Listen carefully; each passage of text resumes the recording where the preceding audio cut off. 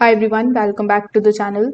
In today's quick video, I'm going to show you exactly how you can connect your Edifier speakers to the Audio Technica Turntable in 2026.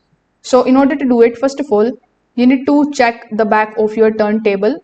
Then simply find the phone/line switch and set it to line. This particular step is going to enable the built-in preamp so that it can connect directly to the powered speakers. Now you need to take the RCA cable that comes with your turntable, plug the red and the white connectors into the turntable output, then connect the other end to the RCA input on your Edifier speakers. Just make sure that the connections are secured.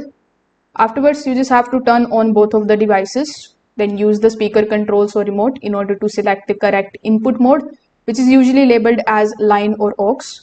Afterwards, you can just simply start playing the record. Increase the volume as well on your speakers gradually. You can then adjust the bass and treble for better sound quality.